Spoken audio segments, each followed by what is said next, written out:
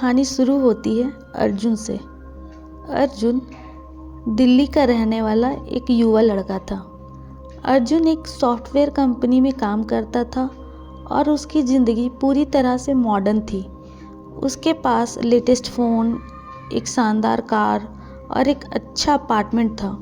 वो दिन भर अपने लैपटॉप और फ़ोन में बिज़ी रहता था और उसकी सोशल मीडिया फीड दोस्तों की पार्टी और घूमने फिरने की फ़ोटो से भरी रहती थी।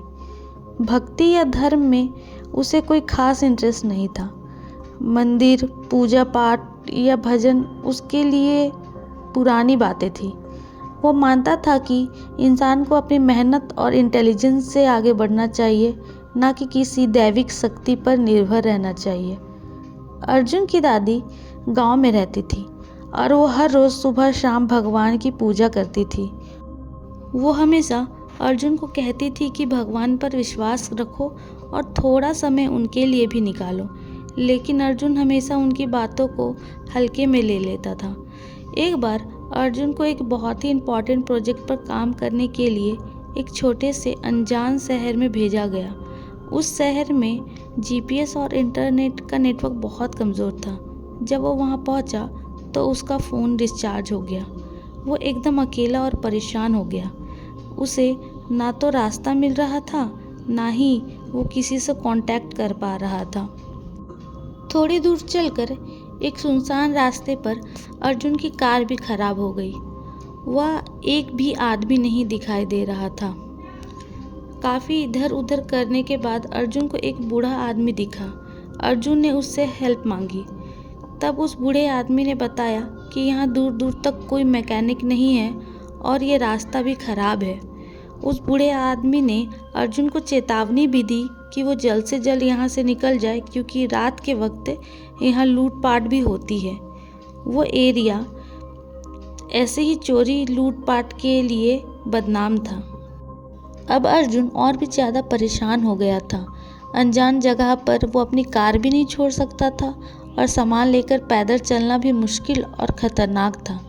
फिर भी उसने थोड़ी हिम्मत जुटाई और अपनी कार को लॉक करके आगे बढ़ा, क्योंकि रुकने का और वेट करने का कोई फ़ायदा नहीं था। काफ़ी दूर चलने के बाद भी वहाँ कोई मदद नहीं मिल पा रही थी और ना ही कोई मैकेनिक मिल रहा था। काफ़ी देर कोशिश करते करते अर्जुन अब पूरा थक चुका था और भूख और प्यास से उसकी हालत ख़राब हो रही थी। थोड़ी दूर चलने के बाद उसे एक छोटा सा माता काली का मंदिर दिखाई दिया, जहाँ कुछ लोग माता का पाठ कर रहे थे। अर्जुन उसके पास गया। वहाँ उसे लोगों ने माता का प्रसाद दिया। प्रसाद खाकर अर्जुन ने फिर उनसे बात की। अर्जुन ने उनसे मदद मांगी, पर उनमें से ना ही कोई किसी मैकेनिक को जानता था, ना ही अर्जुन को जहाँ जाना था वहाँ का रास्ता।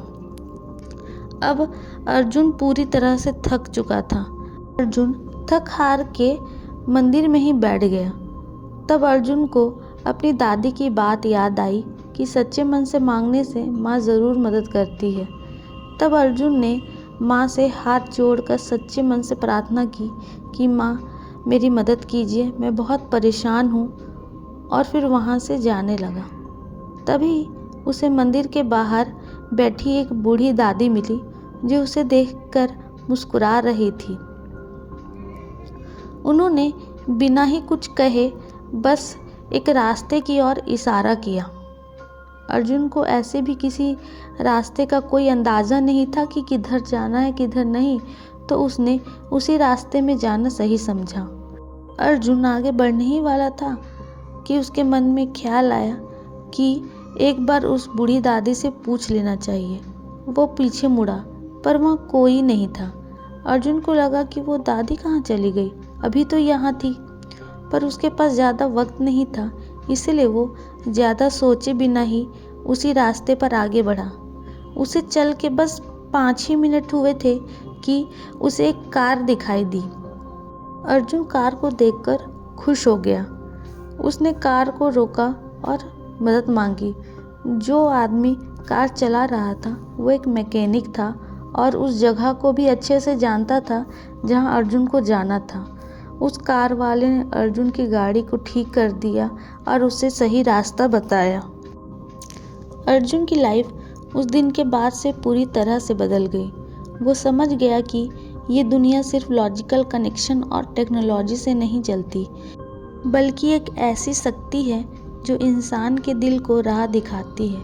उसने ये भी समझा कि भगवान को याद करना सिर्फ एक रिवाज नहीं, बल्कि मुसीबत के समय अपने दिल के जीपीएस को ऑन करना है। उसने गांव लौटकर सबसे पहले अपनी दादी को गले लगाया और उनके साथ मंदिर गया और उन्हें सारी बात बताई। अब वो अपनी बिजी लाइफ में भी थोड़ा वक्त निकाल कर दिल से भगवान को याद करता है और उन्हें हमेशा शुक्रिया अदा करता है उस मुश्किल घड़ी में उनसे राह दिखाने के लिए। फ्रेंड्स, आज की स्टोरी यहीं ख़त्म होती है। आप लोग कमेंट में ज़रूर बताना कि आपको ये स्टोरी कैसी लगी, और आप लोग चाहो तो अपनी स्टोरी भी मुझे बता सकते हो मेरे इंस्टाग्राम अकाउंट पे। मैं अभी यहाँ पे डाल दूँगी, आप वहाँ पे जाके फॉलो भी कर सकते हो और मुझे अपनी स्टोरी डीएम भी कर सकते हो, ताकि मैं आपकी स्टोरी लोगों को सुना सकूँ। आप लोग को बहुत बहुत शुक्रिया अगर आप लोग ऐसा करते हो तो, और बाकी तो थैंक यू।